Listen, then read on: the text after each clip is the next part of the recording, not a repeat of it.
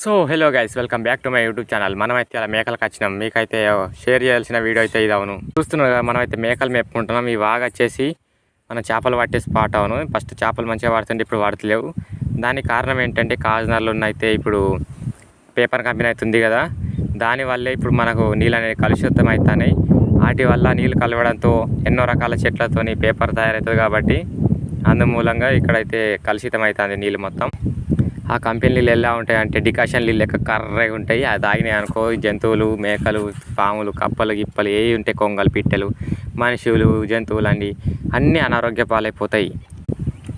అందుకే మీరు చేయవలసిన పని ఏంటంటే ఈ వీడియోని బాగా షేర్ చేయండి, లైక్ చేయండి, సబ్స్క్రైబ్ చేయండి.